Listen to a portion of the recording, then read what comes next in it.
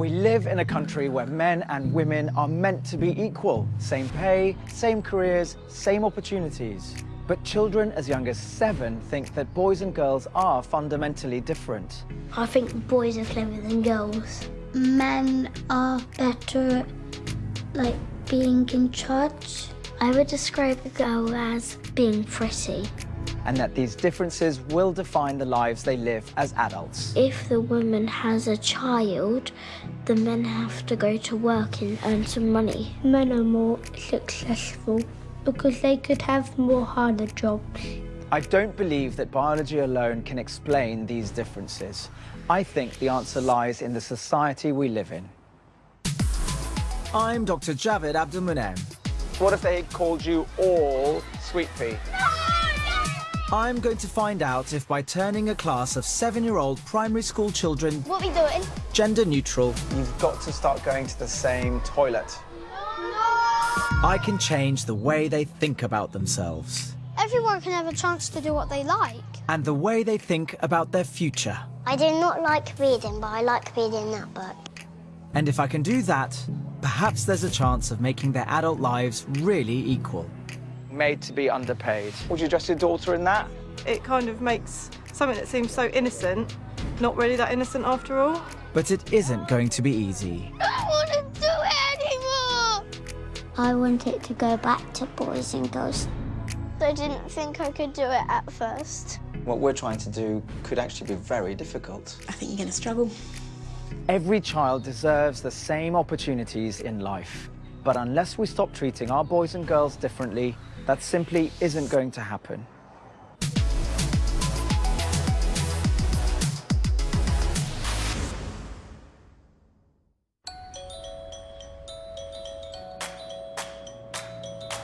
This is Lanesend Primary School on the Isle of Wight. Can you please line up ready for assembly? A local school with a good academic record. Run by head teacher Caroline Seiss. Good morning, everyone. Good morning, Mrs. Seiss. 300 boys and girls ranging in age from 5 to 11. Graham Andre teaches one of the 2 Year 3 classes. Right. How could you describe the gladiator? Mr. Andre. Hi, sir. How are you? Hello, sorry to interrupt. How are you 23 7-year-old children who were born between 2008 and 9. Hello, everyone. The same time that the UK was drafting the Equality Act, the most comprehensive legislation anywhere in the world against sex discrimination. Tiff, would you like to share what you've written? These children have lived their entire lives in a world that says it wants men and women to be treated the same. Get things written down. But is that how things really are? Come on, Amber, give it a go, love. Maisie, what we're doing, love, as you just come in, pretending we're gladiators, so we're describing what we're seeing. It's definitely used love for the girls and hate for the boys. Right? Yes, love. It seems to me that if we treat boys and girls differently, that's how they will see themselves. Nancy, finger spaces. Of course, my love, we always need finger spaces. But if we treat them the same, maybe we can transform their views and alter what the future might hold for them. So what do the children in Graham's class think about how different or similar they are? Men are better because they're stronger and they got more jobs. I think I would describe a girl as pretty, lipstick, dresses, love hearts. And boys can only do football. Why is it only boys can play football? Because they're fitter and stronger. I think strong is a boy bear because they can fight lots of people. Right, tell me, who's more important, girls or boys? More like boys because they can protect girls more. I think men are more successful because they could have more harder jobs and they would earn more. I think men are better at, being in charge. I think boys are cleverer than girls because they get into president easily, don't they? Louis. Hi, mate. I think from the moment they're born, they are aware of gender. Those children are becoming that mindset that this is what they are. The boys will play football, the girls will do drawing and art. They will tell me what jobs they can or can't do. So it's very much that they've still got very set views on what is acceptable for their gender. Shh. Right, Riley, we need to be quiet. Everyone. It's common sense that there are basic biological differences between the sexes. But do these differences explain the way the children think? To find out, I've come to see Professor Gina Rippon, one of the country's leading experts in neuroimaging, to see if there's something about how the children's brains work that could explain it. What are the differences between boys' and girls' brains anatomically? $64,000 question. Structurally, there appears to be very, very few differences, which is quite a surprise to a lot of people who have assumed for hundreds of years that males and females are different because their brains are different. So you couldn't look at a brain scan and say, oh, that's a brain scan of a male or a brain scan of a female. That really doesn't explain why boys and girls might behave differently then. If you say the structure of the brains are, there's no differentiation between the structure. Well, the other thing that we now know about is that the brain is very, very plastic, mouldable, changeable, that something isn't necessarily fixed and invariant, which is what was always thought about the brain. What we now know is that brain development is very much entangled with society, experiences, upbringing, and the differences we're seeing are not because they were determined at the moment of conception. It's because this hungry brain arrives in the world, and the world is instantly plunging it into a tsunami of pink and blue. And I think we have not been aware till recently of how big that influence is. If Gina's right, the differences between boys and girls aren't set in stone. They're there because their experiences have taught them different skills and mental attitudes. Can you phone people on your phone and text and No, stuff? I haven't got a SIM card or any credit. Haven't you? Which means I should be able to reduce the differences between the boys and girls in Graham's class of 7-year-olds. Well, let's see if I can get some boys to do it. Just the girls at the moment. Research at Stanford University has said that 7 is a key age for children because it's at this point that they are beginning to have fixed ideas about the differences between a man and a woman. Excellent. Amber, would you like to share yours? But not so fixed that they can't still be changed. 5 and 2, they'd be quite loud. Think about the patterns in the 2s and the 5s times tables. Riley. So I've asked Dr. Stella Mavrovelli from the Psychometric Lab, University College London, to run a series of tests to gather some data measuring these differences. So I am a scientist. I work with children and adults, and I help them learn a little bit more about themselves, and you'll be helping us learn a lot more about children your age. These tests will look at the differences between the boys and girls when it comes to 1 is only men, 2 is only women, 3 is both men and women. So these are jobs, okay? their levels of self-esteem, how clever they think they are, known as perceived intelligence, We have to write a question and we have to write the answer to it. their understanding and levels of empathy, That if my mother is happy, I also feel happy. assertiveness, and how good they are resisting impulses to act. A trait that is linked to aggression, bad behaviour and lying. You will be allowed to eat 1 sweet, but then you've got to leave the rest until the end of the day. Right, we need to get back on with our maths. I'm protecting mine. Wall, like Scotland. The Roman couldn't get in there. And how much vocabulary they have to describe their emotions. Happy. Excited. Joyful. Smiley. Funny. Joyful. Fun. Family. Love. Excited. Enjoyable. I don't know. Can't think of any. I can't think of any. Graham also scored each of the children for levels of classroom behaviour, hyperactivity and poor conduct.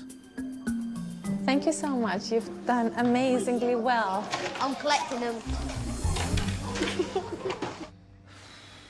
Stella has sent me the results. of the week of tests, and they are shocking. I'm seeing here evidence that the girls significantly underestimate how clever they are and have less self-esteem and self-confidence. And the boys can't seem to express their emotions except anger, which is really disturbing. And the girls seem to use words such as ugly, lipstick, pretty, so everything to do with looks to describe themselves. I'm disappointed by these results. Gina has told me that boys' and girls' brains are the same, so there's absolutely no biological reason why the results should be like this. What is really worrying is that Lanesend is a school like any other in the country. So if these results are true for them, then they're probably true for every other class in every other school.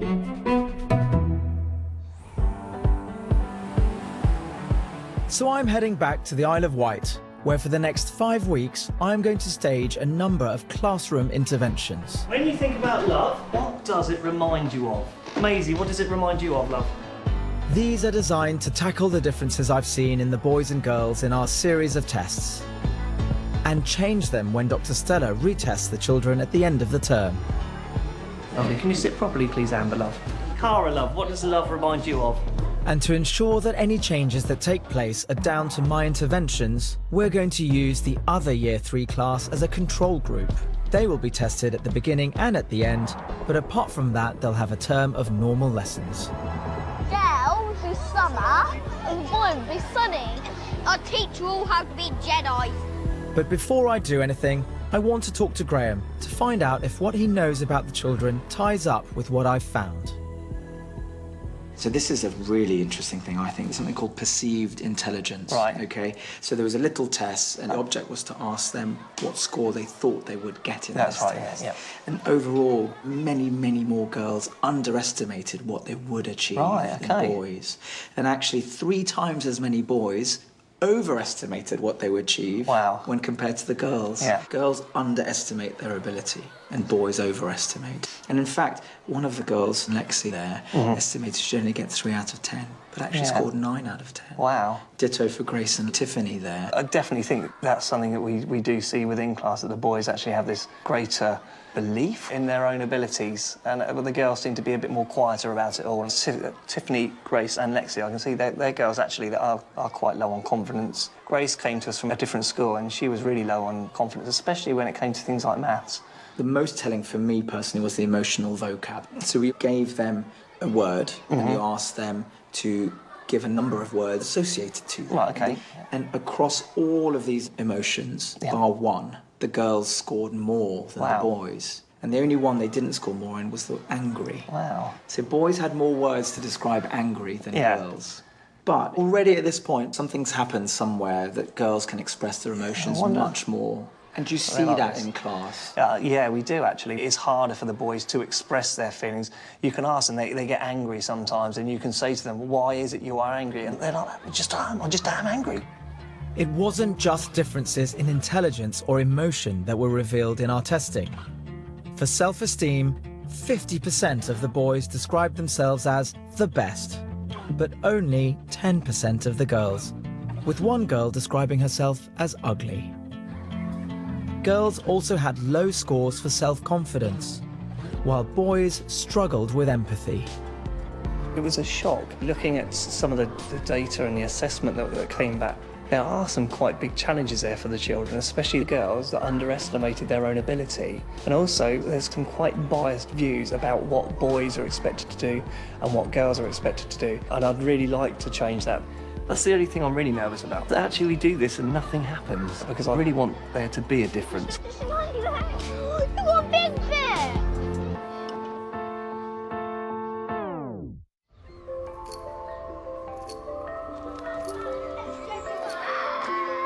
Nancy, quick! Just shove it off your coat. The first thing I want to do is address the differences that the children told me about themselves. What's up, mate? Wherever they look, I want them to be faced with things that highlight their similarities and not their difference. Knock, knock. Sandre. Hello, Javid. How are you all? Yeah. Do you know what we're up to? No. Right. What we're going to do is we're going to try and change the classroom. We're going to ensure that the boys and girls are treated equally because you can all do as well as each other. So here, we've got some boards which you're all going to help put up. It says that boys are strong. Yeah! But so are girls. Girls are strong. Let's start putting some stuff up then. Yeah, you could put it on the table. It doesn't have to stay there forever. It could change every week. So where's the best place to put this sign so that people see it? These signs have been written to challenge what the children themselves have told me about how they view boys and girls. Where do you think it would have the best impact? What's yours say? Girls are clever. Do you agree? Girls are clever? Yeah. Great. Oh, this one goes here. I think that's a good idea. Who had this one? Finley. Finley. Good job. Yeah. That's good. It looks like it's just a few words on the walls, but it's about more than that. It's about the language, the climate, the environment in which the children find themselves. They're now receiving lots and lots and lots of small messages together, the sum of which is far greater than their parts, and it's telling them boys and girls are equal. They're in there for many hours a day, most of the days a week, so it's a big thing. The biggest influence in the classroom is Graham. Oh, it's only you, Jay. You two guys. I want to find out from head teacher Mrs. Seiss how she thinks he does at treating the children the same. Mr. Andre is a great teacher, but his biggest strength is his relationship with the children. He knows those children really well. However, when we were doing observations, when he was asking questions and gathering answers, often would ask more boys than girls. Why do you think, fellas? And this is what we had picked up in observations with him. So, yeah, really important to see if we could change Mr. Andre and ensure that his children were getting an equal sort of experience in his classroom. I've got an idea that I think will do just that. What do you think this might be? What does it say on there? Grace. Oh. What does it say on there? Maisie. Orion. One of the most telling findings in the testing was the girls' low levels of academic self-confidence, It's got your names on it. which is partly expressed in the confidence that they have to speak up in class. We know that you might be skewed toward letting one of the kids answer a question if they're noisy or loud. So this is a way of making it entirely fair and straight down to chance. Brilliant. So if I pull one out and say, Riley, do you think this is a good idea? Yeah. You think it's a good idea? Yeah, it landed on me. Yeah, of course it's a good idea. Yeah. And we are going out actually now for a bit of an early break. Lily? Anthony. What's up, mate? There's little point in doing all I can to even out differences when every time Graham opens his mouth, he uses names that massively reinforce the idea that boys and girls are different. Have you ever noticed that Mr. Andre calls you boys mate or fella? He calls me mate sometimes. Does he? You're not man. Ooh, so is mate only for men? Yeah. No. Okay, what about this? What if Mr. Andre called you all Sweet Pea? Why not? So weird. Sweet Pea is the name for girls. It's so weird. From those reactions, it's clear that this kind of language has power. So I want to challenge Graham on his use of love and mate. We counted through one of your morning sessions, but a number of times you called the girls love, my lovely darling, or Sweet Pea. Yeah. And it was 104 Really? times. Oh, yeah. And the boys, you called the boys mate, lad, fella, or sir. Right. And that was 47. Okay. Do you know, I'm really aware that I do this. It's also the fact that you do tend to endear yourself to the girls twice as much as the boys. Right. Crumbs, that's a lot, isn't it? It's sort of ingrained, it's something I do. So I find it really hard not to do it. It's all too easy to laugh this off as not really mattering. But constant reminders of difference sink in and have a lasting effect on the children. I've got an idea for a way the children themselves can help Graham change his ways. It's a face. What do you think it might be? Here we go. So, we've noticed that Mr. Andre likes to call some of you love and Sweet Pea and some of you mate and fella. We're going to put this up, and every time you hear him say love or mate or sweet pea or fella or my darling. And you can put a sad face next to whichever one that he's said. What do you think about that? Riley, you've got to be honest with this. You have to be honest. If I stand any chance of effecting change, then everything that marks the children apart as different, based solely on being a boy or a girl, needs to be gotten rid of. And nothing will do that more than pet names like Love and Nate.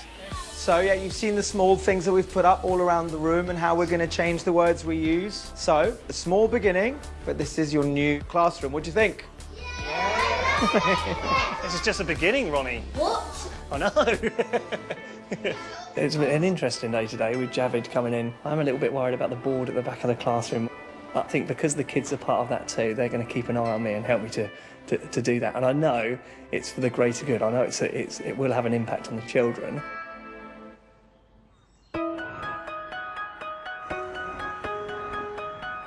Would you like dinners, Louis? Go and get yourself a form. Thank you, Riley. I look forward to seeing him. It's a new day at Lanesend Primary School. Look, Mr. Andre and she called Mr. Andre. And already, Graham is struggling with the pet names. How long did it take you to say love? It was about 2 minutes, Lily, wasn't it, this morning? It was a real accident as well. Lexi, you all right there, love? You said love. You just called Lexi love. Lexi, it's much harder than I thought it was going to be. Although, to be fair, I do honestly think 2's not too bad. I would have, by now, looking at 23 children, I would have called each one of them a term of endearment, I think, at least once this morning. So 2's not too bad, but it's still not great. It's really, really, really hard. I really have to think about what I'm doing. Despite the changes I've brought to the classroom proving a little challenging for Graham, he has a project of his own he wants the children to help with. So, we've been talking about the different changes that we've made in our classroom. We've got these signs around, but we need to change our cupboards.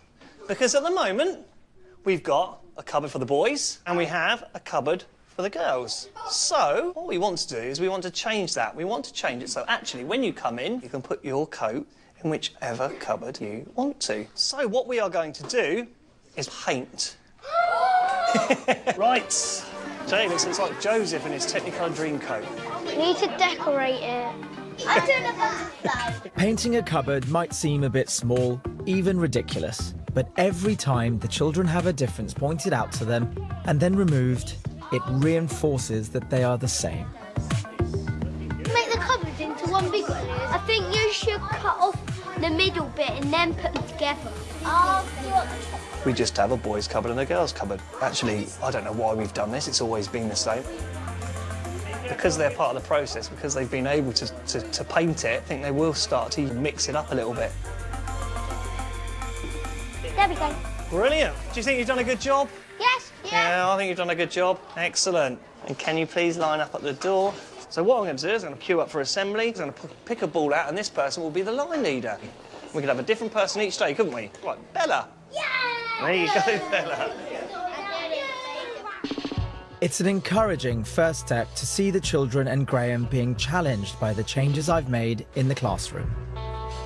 But next, I want to tackle one of the questions that all children have an answer for.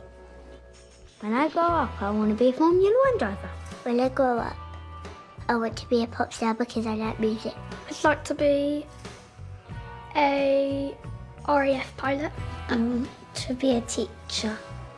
As part of our testing, the children were given a long list of jobs. These range from ones that are traditionally thought of as either female or male, like babysitter and plumber, to less obvious ones like baker or dentist. We then asked which jobs a woman would do. I think a hairdresser, a babysitter, and a nail designer. And which would a man do? Football players, tennis people, a captain of a ship. What was shocking was just how certain they were that these jobs were only for men or women. And I think a hairdresser is a girl job because it's a girl job.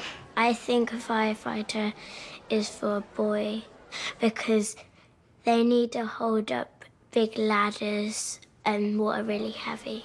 Boys can only be police officers because they're faster so they can catch the robbers. If you thought of a nurse being a boy, it sounds a bit weird and it would kind of look a bit weird as well. On one level, this sounds like harmless kids talk, but at just 7 years old, there is no doubt in their minds. Some jobs men do and some women do, and that is limiting. Right, year threes, would you like to stand up? I want to try and show them that it doesn't necessarily have to be that way. Here we go, I'm going to show you this. And on this are 4 jobs. Over here there's a ballet dancer, a magician, a makeup artist, and a mechanic. And what I want you kids to do is to get as creative as possible. Draw in their body, draw in their arms. Imagine what tools they might need. Imagine what colour hair they've got, what clothes they'd wear. But I also want you to do one thing which is really important. I want you to give them a name. Ready? I'm doing a magician. I need a pink. You want to make them naked? You can do that. How many mechanics do you know that work naked? Millions. Huh? Okay. The jobs I've chosen aren't really the important part. I'm not trying to turn all the girls into wannabe magicians, but what I do want to do is to explore the kind of rigid thinking they showed in our testing. So you're thinking about who might do this job, yes? A girl. A girl, okay. I'd put them in normal jobs, like the makeup artist would normally be a girl and a car mechanic would normally be a boy. Your magician is a mister, I see you've written here. He's going to be Mr. and then Bubbles. Okay. My car mechanic, I might call him Diamond Steve, I'm not sure. This is Haley. She's a ballerina because most ballet dancers are a lady. My makeup artist is a woman. She's gonna have a mirror and lipstick because it's makeup and lipstick's makeup and usually have mirrors for our makeup. Yeah, it's basically a woman because it's usually a woman. And the ballet dancer is called Anne because lots and lots and lots of ballet dancers are girls. It's surprising how fixed the children's ideas are. Almost without exception, the mechanics and magicians are men, and the makeup artists and dancers women. But there is absolutely no reason why that should be. So I want to show them an alternative.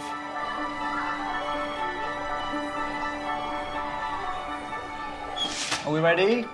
Come in. Come in, come in. You've got your hands to your mouths, huh? So you were drawing 4 people earlier, weren't you? Yeah. Are they the people on our sheet? Why don't you introduce yourselves and we'll find out. Hello, so my name's Rob and I'm a makeup artist. I'm Andrea and I'm a car mechanic. Hello, my name is Dane and I'm a dancer. Hello, I'm Karina and I'm a magician. What? Yes. Is that surprising, Riley? Come forward and meet them all properly. Come on.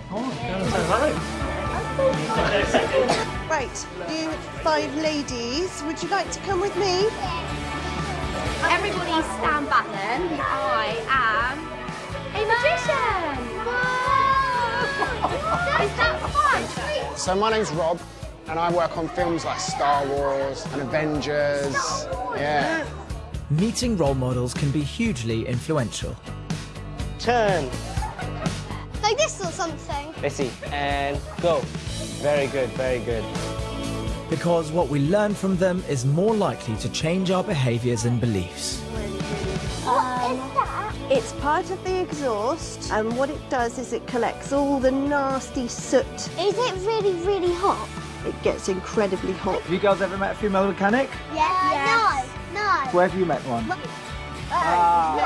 So Lexi, have you enjoyed meeting the mechanic? Yeah. I think that it's really cool that it's a girl mechanic. So sometimes we might have to paint on a little black eye because someone in the film, it might happen that they get punched in the face or something. Yeah, like Thor's brother Loki when they all Like have with to Loki, fight yeah. it. Do you think that the makeup artist is cool? Yeah. I like it. Because a boy gets a chance to be a makeup artist, not always a girl. Oof, looks sore, doesn't it? It was tickling, wasn't it? And turn left, and drop to the floor, and fall down, and up, and turn, and finish. Very good, very good. Who's been the coolest person you've met? It's gotta be the dancer because I don't know why, I just like it. I think they're everyone's jobs because everyone can have a chance to do what they like. This was not a hard thing to do, to get some people in a room and show the children that there's an alternative to what they think as the inevitable path for men and women. By making them face their own assumptions, we've made a lasting change. Boom, high five, double. Yeah. It would be easy for schools to do something like this, but they aren't. And that means another generation of children growing up with fixed and limiting ideas about what they can achieve. So what do we need to say to all these wonderful people to come and see us this afternoon?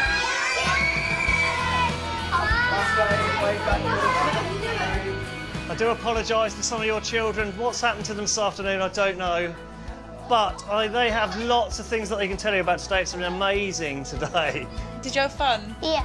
Let's have a look. I saw And it's really a painting, a lazy magician, a lazy car mechanic, a male dancer, and a male makeup artist which done this. So were you surprised? Yeah. I think if we did the same activity that we did earlier, again tomorrow, then you'll get probably a whole different set of pictures on those bodies. I'm sure you would. I actually think this could be a step in the right direction of the change in their views. While changing the children's perceptions is a start, I think it's just one part of the problem. In our testing, the girls scored 30% lower than the boys in self-confidence in maths. 2, 3, 4, 5, 6, 7, 8, 9, 10. The ability to process and understand numbers, shapes, and how objects fit together, known as spatial awareness, is key to success in a number of traditionally male-dominated professions.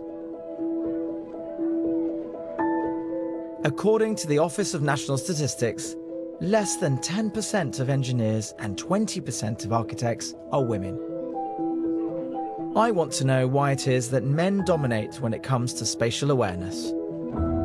People are very interested in the fact that, on average, girls tend to do worse on what we call spatial tasks, and it seems to be very much a function of encouraging boys, or boys having more experience with visuospatial skills. They've got their head stuck in a Lego instruction book, for example. So people have looked at whether or not you could improve performance by training. So these are scans of girls who had opportunity to play Tetris intensively for 3 months. And what they found was that their spatial skills improved, and actually there were structures in the brain which changed. So it's physically changed in response to Tetris training? Yes, the cortex has got thicker, to put it in simple terms. So a male child might be much more encouraged to play with games that are to do with spatial awareness. So the brain is rehearsed and practiced at that, develops more, and it's actually, the child becomes better at it. Yes. And we know that if you practice makes perfect, Yes. so to speak. And also if you're better at something, you enjoy doing it more.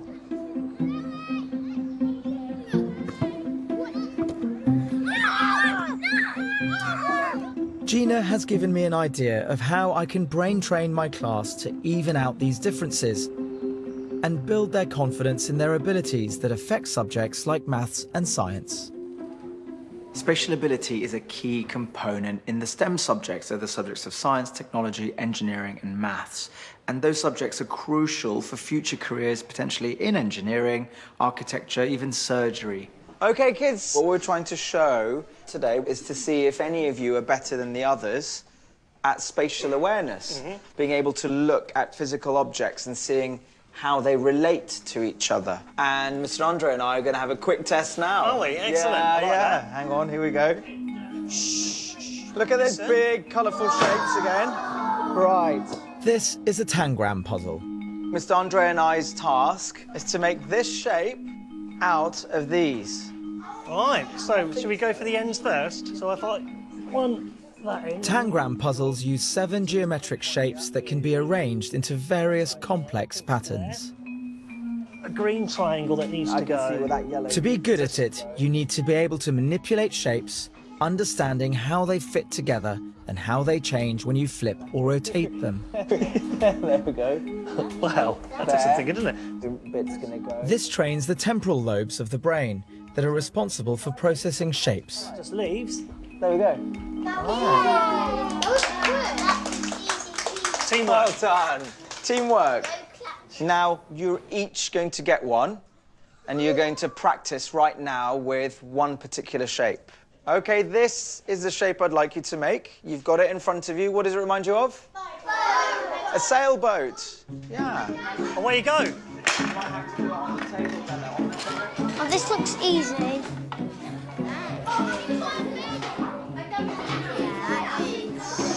I've given the children 10 minutes to try and reproduce the shape that looks like a ship. If you're a boy who's been playing with Lego or Minecraft his whole life, you're much more likely to be better at this type of task and more confident in it and have confidence in those subjects like maths and physics. Done, done. It looks like the boys have done it before. Yeah, so is it that they're more practiced at it, more rehearsed? And the point of this is to give them all an even playing field in terms of rehearsal, practice, and exercising that part of the brain. Grace, these are even. Both Grace and Tiffany scored in the bottom half of the class when tested on their self-confidence in maths. Which point comes off? Look at that point in the shape of it. On the sheet, it doesn't look the same as the same shapes as the wooden block ones. There's a couple, actually. Tiffany's really struggles. I think, 15 minutes a day, 10 minutes a day, not long out of the school day, could really help exercise this and get them all up. These are great maths problems as well, Would this fall into your numeracy type thing? Absolutely, yeah. Brilliant, brilliant. There's clearly a huge gap between boys and girls, which I hope this intervention will go some way to closing. There we go, I'm done. Graham's class isn't unique. It's worrying to think that the difference I've seen here could well be found in other classrooms in the country. And I don't think people are doing enough, leaving generation after generation of little girls excluded from future careers that require abilities in STEM subjects. It is 5 to 3. It's home time already. So Riley, Louie and Cara, off you go to Games Club. The rest of you can go home. It's easy to think that boys are just better when it comes to developing their spatial awareness skills. That girls don't like playing in that kind of way. They naturally prefer dolls to boys' toys. I want to put that to the test, because I'm pretty sure that that idea is rubbish. Toys are just toys. So I'm going to conduct an experiment, something a little unorthodox. I've gathered some babies and swapped their clothes. For the next couple of hours, Marnie becomes Oliver and Edward becomes Sophie, because I want to see the kinds of behaviours and assumptions adult volunteers make when they think they're playing with a little boy or girl, even when they're not. Look at this. Look at this. Do you like a dolly? Should we go for the dolly? There's a good girl. You're a good little girl, aren't you, Sophie? Look, what does this say? Sweet dreams. Sweet dreams.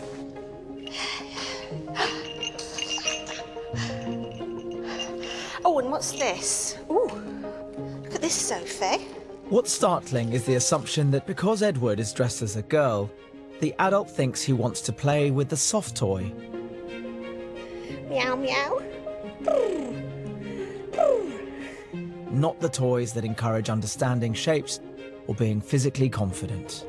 Do you think she had any favourites? Yes, I do. I think she liked that pink dolly the best. If I were to tell you, actually, that Sophie is Edward, Ah. does that change anything? I maybe thought, oh, this is a little girl, so I have to give her little girl things. You made the choice for this infant Yes, I think so. to play with that doll. Yeah. So what I'm saying is when adults choose for the children how they play, what with, what role they're going to have, then they're going to end up there. Yes. 1, 2, 3.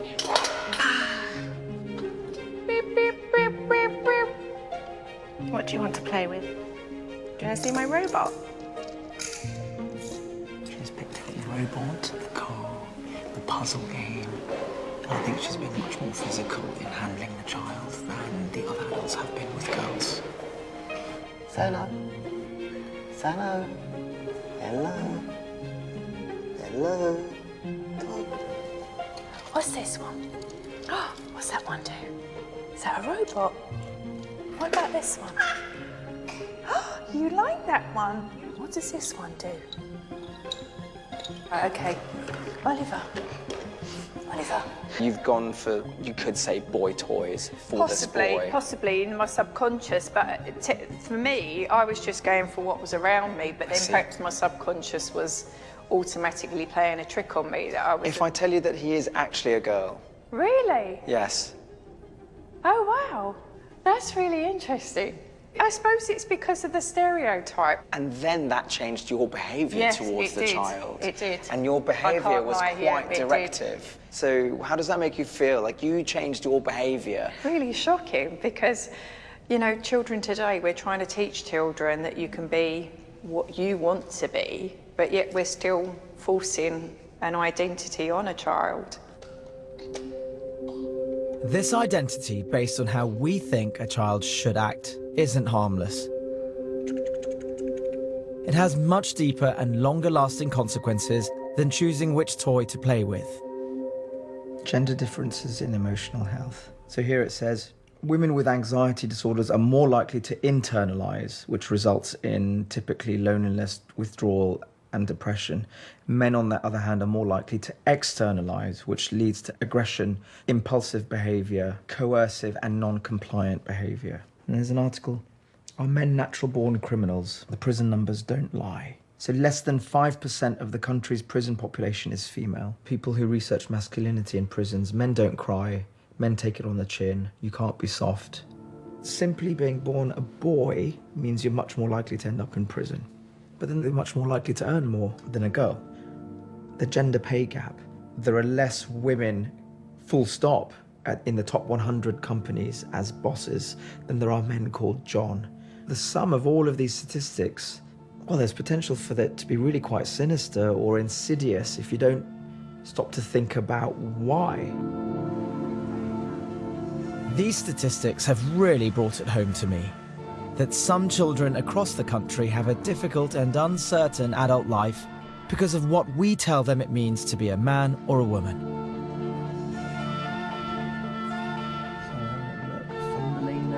I'm determined more than ever to make a difference for Graham's class, so I've asked him to have another look at his classroom to make sure every last bit of difference is removed.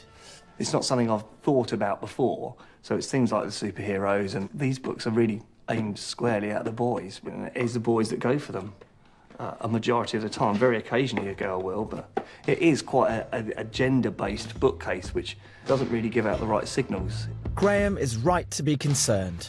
A study by the Florida State University found that in 6,000 books, only 31% had a central female character. I just wonder, up and down the country, how many class bookshelves are just like this. It's hard. What do we replace these books with?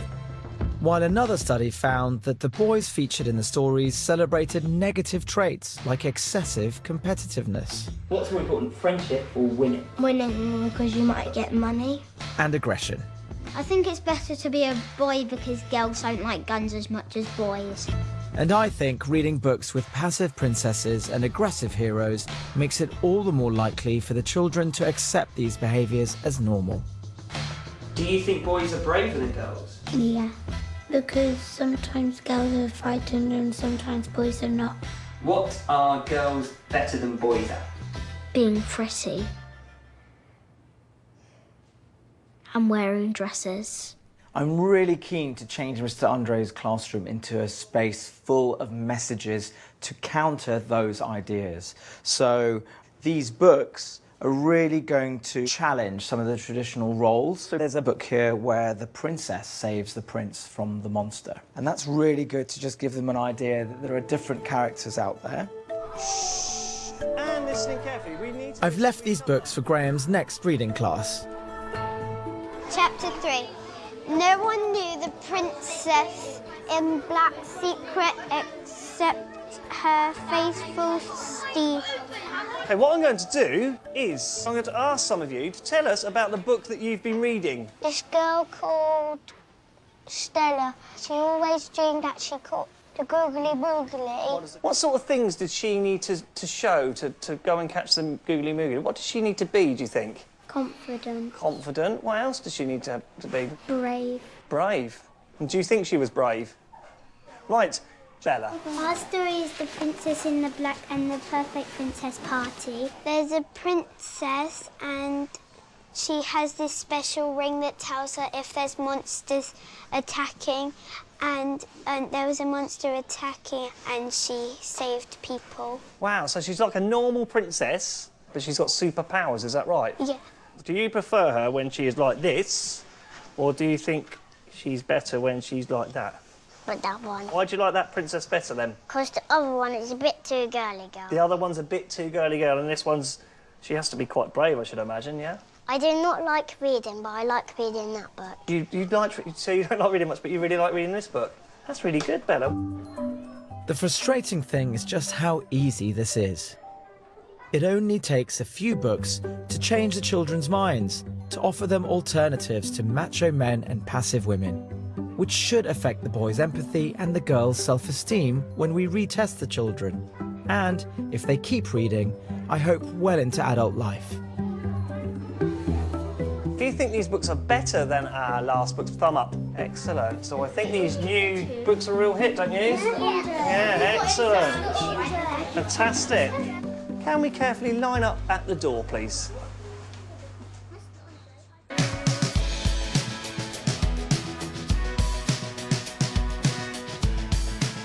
So Lex, you've got to do the vote and you've got to choose a 100-word challenge. To be honest, I'm really proud of what I've done so far. Just to have this number is good. Graham might be feeling positive, but I'm keen, 2 weeks into my time at Lanesend, to hear what changes he's seeing in the children. And you think they've noticed some changes? Yeah, I do think they've definitely noticed changes. They're taking it on board. They are making links between, you know, these positive signs and things that we're saying in the classroom. I think what will be interesting to see at the end, to see how much they've changed in a relatively short space of time. Has there been any resistance from one or two of them? No, not really. Not with anything that we've done yet, but... You don't know what's to come. So, exactly. Yeah, it's still early days. Next, I want to challenge another of the areas from our testing. What the children think about strength. Yes, Bonnie, flip it! I'm going to say some words. Yeah? And I want you to say if they're a boy or a girl word. Strong. Boy. Weak. Woman. Girl. Strong. A boy word. Because they're stronger than girls. Boys. Boys. Because they run around more. Boys because they go to the gym more. I think strong is a boy word because normally boys have really strong muscles. If you look at the world's strongest person, he's a boy. In the children's minds, there is no doubt. Boys are stronger, they've got bigger muscles, and girls aren't comparable in any way. As a doctor, I've got an understanding of our bodies, how we grow, how we change, and what I know is that there's actually no difference in muscle mass and strength between boys and girls right up until the age of puberty. But strength isn't just about biology.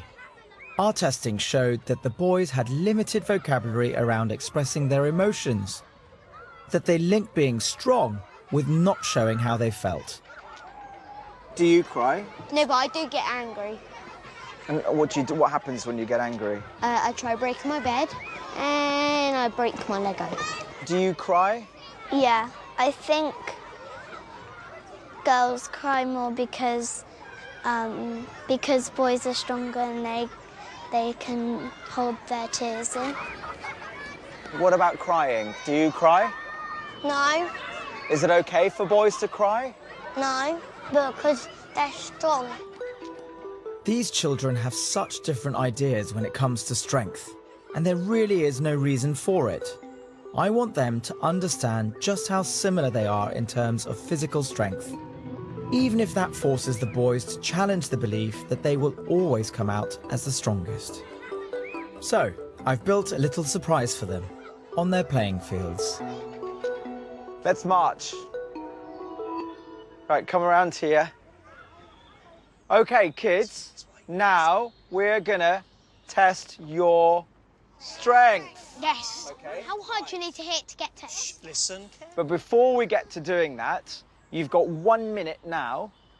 I want you all to line yourselves up from strongest to weakest. Go. Everyone's running to the left. So I want to see a line.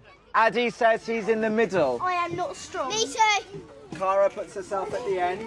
No, I'm stronger than you. How do you know? I'm stronger than you. Mr. Andre, they won't let me go where I'm at. Why? Do you think you're the strongest then, Riley? Push me out. Yeah, but Move I'm over a trying bit. to get into my... Boys, we're not fighting. They won't let me go Calm down. It's quite interesting, there's been a bundle for who's the strongest, so a little scuffle for the boys trying to put themselves in the strongest position. No compromise, but there's certainly a preponderance for boys at the strongest end and girls at the weaker end. Knowing that these children are more or less equal when it comes to their biology, this isn't really about strength. Right, thank you very much for doing that. Now come back together. I believe it's about the children's self-confidence and levels of self-esteem. So I'm going to ask each one of you to tell Mr. Andre and I what you think you're actually going to score. Ronnie, what do you think you'll score? 10. 10. Our test showed that the girls massively underestimated what they thought they could achieve. Lily, you think you'll score? 5. Okay. Tiffany, what do you think you might score? 5. But with a simple demonstration of how strong they really are, I can challenge that and hopefully improve their levels of confidence. Lexi? I think I'll score a 5. What do you think you'll score, Bradley? 9. Riley, what do you think you'll score? 10. I'll Okay. break the bow. Okay. Some quite high predictions there. Yes. Now, kids, thank you for doing that. One by one, you're now going to come up and test your strength. They will each have 3 attempts to ring the bell. What happens if we miss the button? If you miss the button, that's it. You just have to put 0. Yeah, absolutely, Lily. Okay, Orion. Choose your weapon. Thor's hammer. 3 goes each. Hand-eye coordination. Concentrate. 2. 2. 4. Go, Bella. Yes. Oh, 5. Well done, That's Bella. close to a 10, wasn't it? Oh, we missed it. Go on, Louis. Give it a good effort. Go for it, Lily. Oh. Lexi, have you had a go? Come on, Lexi. Lexi estimated that she would score just 5 out of 10. You can do it, Lexi.